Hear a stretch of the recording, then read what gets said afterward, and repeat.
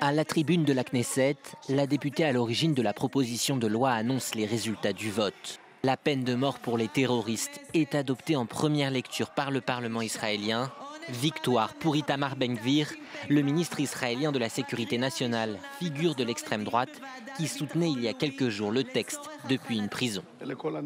Ces terroristes qui sont venus tuer des enfants, des femmes, nos bébés, regardez-les aujourd'hui, ils ont le minimum du minimum. Mais il reste encore quelque chose à faire, la peine de mort pour les terroristes. La loi prévoit la peine capitale pour quiconque cause la mort d'un citoyen israélien pour des motifs de racisme et dans le but de nuire à l'État hébreu. Elle viserait donc exclusivement des Palestiniens jugés pour terrorisme, dont bon nombre sont déjà condamnés à la prison à vie. La vie des prisonniers palestiniens dans les prisons israéliennes est réellement menacée, qu'ils purgent déjà leur peine ou soient en attente de jugement. Les organisations de défense des droits humains et internationales appellent le gouvernement israélien à retirer ce projet de loi.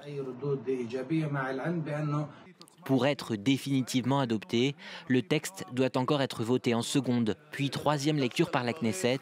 Mais même une fois promulgué, la Cour suprême pourrait le juger contraire au droit israélien et bloquer sa mise en application.